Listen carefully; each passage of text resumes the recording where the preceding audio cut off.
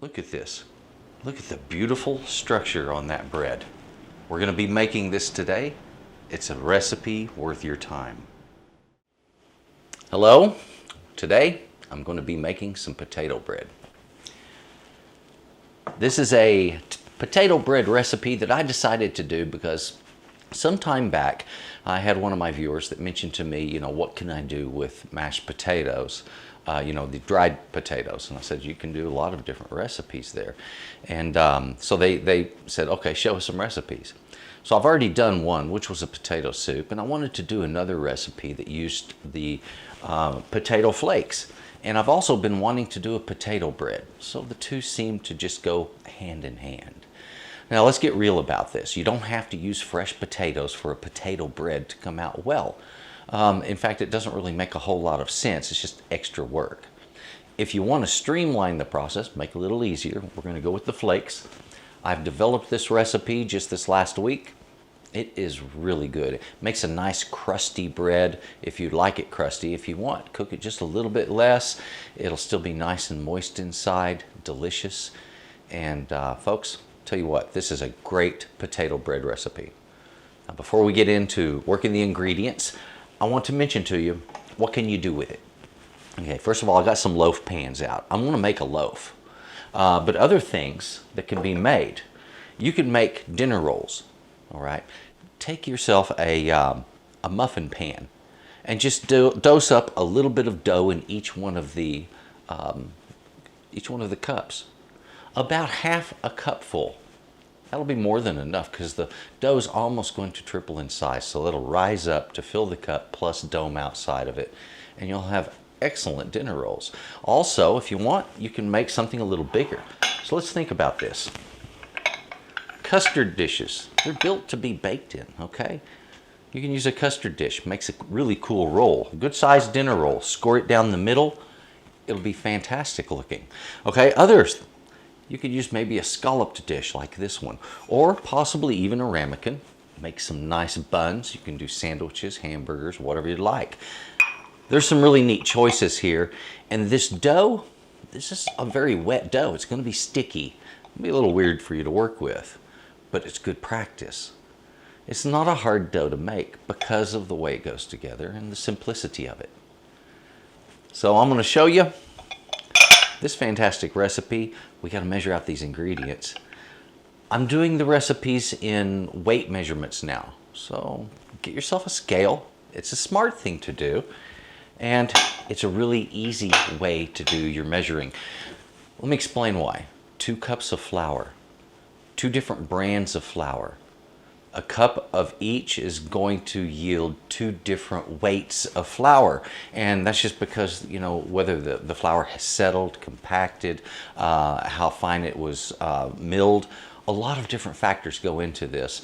And doing weight measurements gets you to a very accurate way of baking. And that way your bread comes out identical every single time.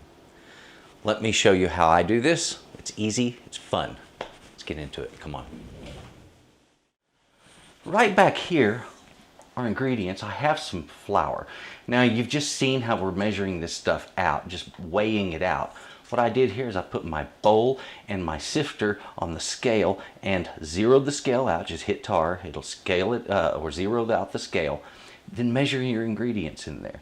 And that right there is what I did. So I've got my flour already in my sifter and weighed out to the exact amount that I need. Down here we got the potato flakes, water, yeast, sugar, and salt. That's the whole thing. Very simple recipe, and it yields a fantastic tasting bread that's nice and crusty. Before I start sifting, I'm going to add a couple of ingredients right over my flour. So I want to just gently sprinkle the sugar in there and gently sprinkle in that yeast. Now you might be thinking, why didn't he go ahead and just add the rest of the stuff? Salt and yeast, they've got this thing. They don't like each other. And yeast is kind of fickle. Yeast doesn't like metal either. So you don't want to put your salt in direct contact with your yeast. And you don't want your bread or your yeast in direct contact with metal. Okay, and the whole thinking there is if it's killing the yeast, it's also slowing your progress. Don't let that happen. Now here in my sifter, I have lumps in the bottom, and those lumps are a direct result of the fact that not everything is perfect in the world, okay? So go ahead, sift your stuff, get the lumps out of it. Do yourself that much of a favor. It's a good thing to do. And you'll appreciate that you didn't get all that junk in there. For the rest of this, I'm going to go ahead and simply sprinkle the potato flakes in there. Top that with the salt. And we're going to combine the two with a simple whisk.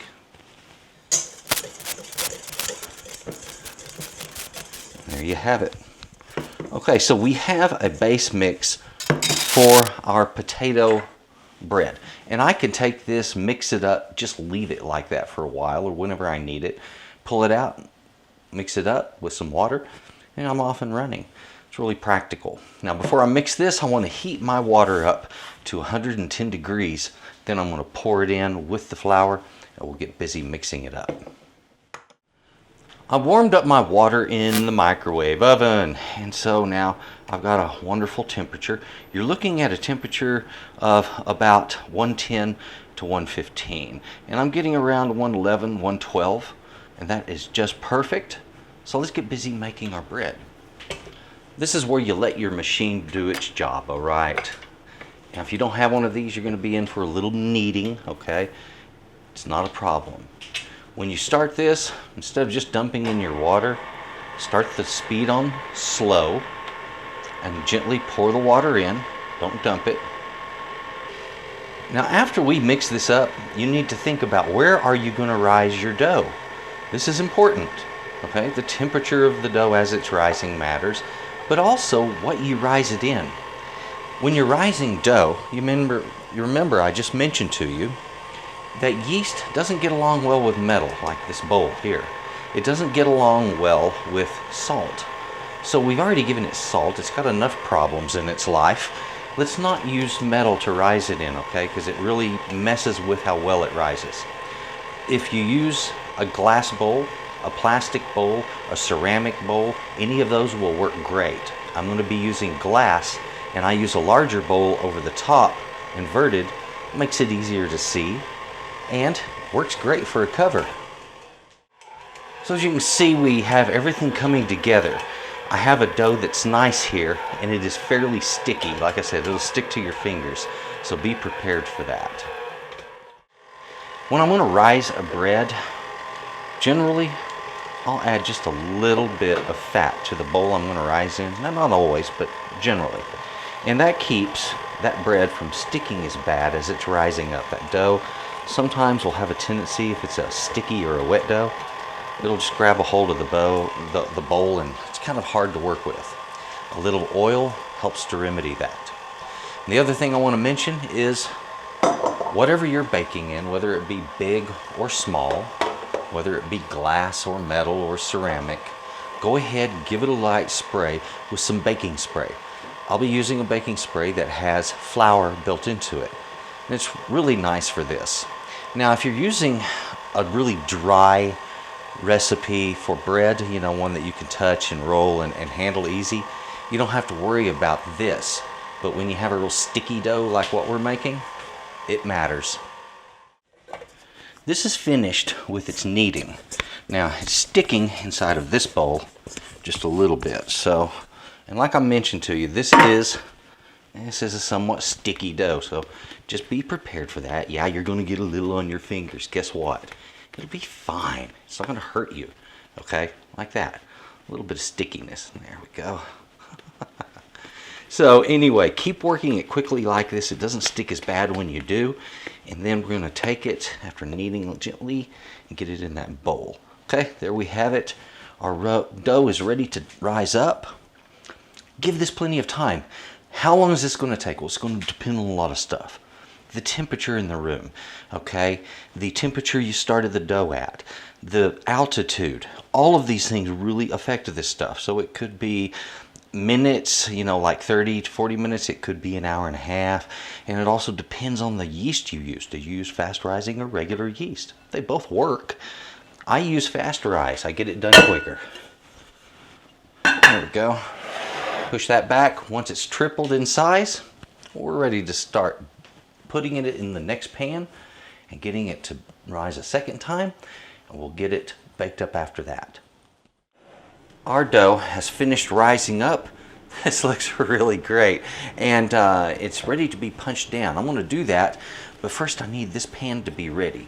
Now, I mentioned to you before putting something on the pan. You could put a little butter on there, rub a little oil on it. You could do some shortening.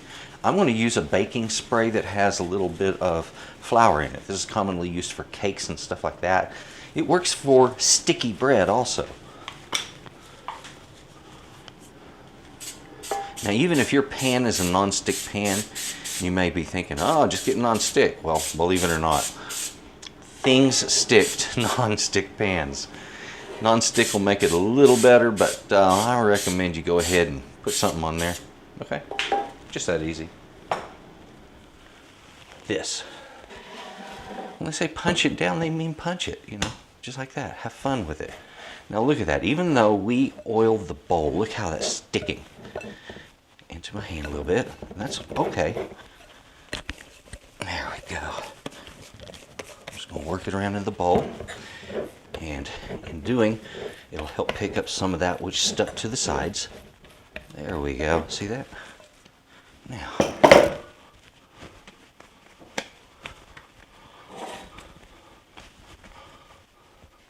so this one is so sticky. Not going to work that way, but here we go. Get it in that cylinder, or kind of spread out, whatever you want to call it. There we go.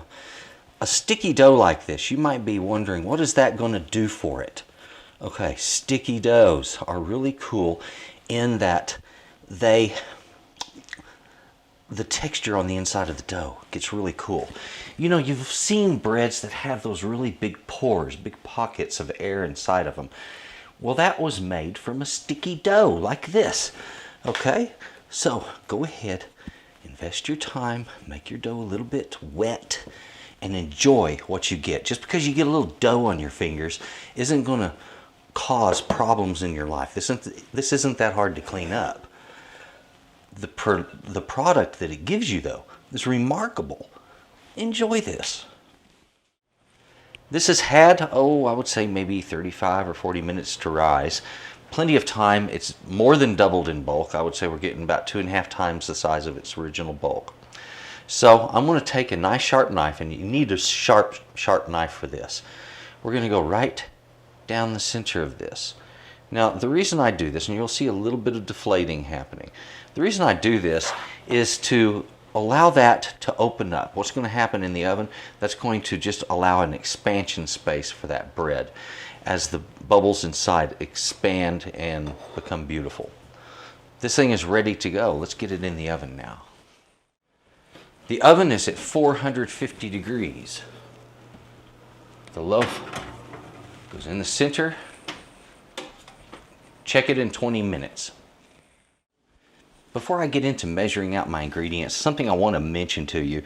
I'm doing my recipes using a scale these days. It's a very smart way of doing it. And before you get upset about the scale thing, hey, this was $19 for this scale. You don't have to have an expensive one for this to work. They all work the same way. They do metric and SAE equivalents. But I'm going to say that the metric using grams is more accurate when it comes to baking. It's just a smaller increment and easier to keep up with because it's a simple number without being a fraction. Also, when we're using metric, if you'll look on most of your metric, or when we're doing metric, when you look on most of your measuring cups, on the side, a lot of them is going to give you a metric scale, and it'll be milliliters, okay? And so this is simple enough. It's 300 milliliters, which is, 1 1/3 cups. As far as other things like your dry ingredients, that's simple enough, folks. When you're measuring out different items, this is so much easier to do this, because all I have to do is just gently put in my ingredients until I get what I want. Once I reach the weight that I need, I'm done. Isn't that simple? It was as simple as that. I recommend you use this method. It makes baking so much more precise and accurate, and every time you make your recipes, they won't come out either dry or moist, depending on the loaf. It makes baking easier. Okay, now let's get into what ingredients we're using. Let's take a look at this. So as you've seen from earlier, we were weighing everything out, and I did that in a metric system, okay? So some of this crosses over, and I'll help you with that. The flour up here, we used a total of 360 grams of flour. And there's your tip right there. Measure it right into the sifter, with the sifter in the bowl that you're going to sift it into. Because we're going to mix these other things right in there also. Might as well. When doing this, we're also measuring out in a cup here. I've got on the water, 300 milliliters of water. With the water there, you're going to be using 1 1/3 cup if you're using a standard measurement. And to that 360 grams of flour and the 300 milliliters of water, we're using 34 grams of potato flakes. That's that right there. Also, 7 grams of yeast. That is 1 package of dry yeast, folks. And then 7 grams of sugar. That's roughly 3 teaspoons. 2 milliliters or 2 grams of salt. It's the same amount either way. And that comes to 1/2 of a teaspoon. All right? That's the way that measures out. This is a fantastic recipe, but let's take a look at the finished product now. This has been out of the oven for about 5 or 6 minutes now.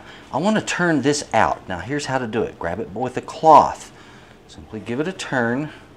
Now, get rid of that and set him on a cooling rack to cool off. And soon we have fabulous potato bread ready to slice and enjoy.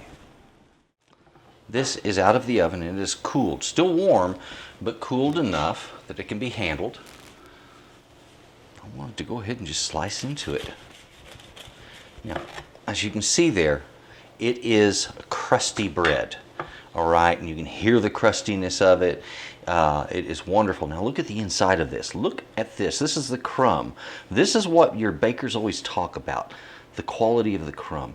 Look how even it is. Yet the pores, while evenly spaced, are much different sizes from each other. Some big ones, some small ones, and it's all over the place.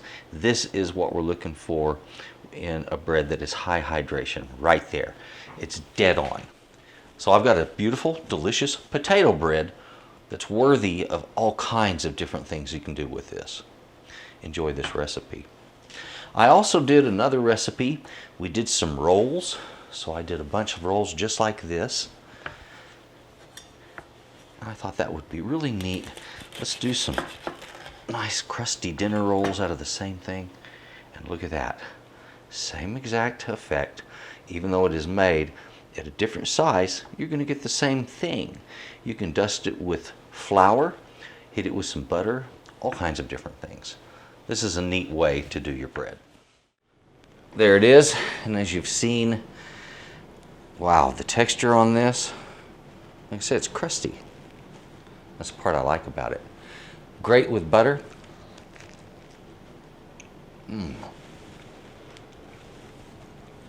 Or just by itself. Folks, this is a great bread. Try making some cheese toast with it. Why don't you make some French toast with it? A sandwich. Patty melt. Oh my gosh. Just a plain grilled cheese sandwich made with your own homemade potato bread. The things that you can do with this recipe. Whether it's a loaf or if you're going to turn out some beautiful little rolls, it's the same texture on the inside, identical. Beautiful, delicious, definitely worth your time. Please give this a try. Also, if you would, please take a look right underneath this. Down here in the description box. Okay, you're going to see some links there. One of them is to my website. That's where you're going to get the recipes. I won't have this one up for a while. I've got a lot of recipes to get written right now. But there's already a lot there. There's more to come. There's other things, t-shirts, prints. And of course, if you're interested in the work I do photography-wise, give me a shout. There's a way to do that there. Also, please take a look at Texas Cooking Today. Subscribe if you haven't done so. Enjoy this recipe. It's a good one. And folks, please have a good day. All right? Bye-bye.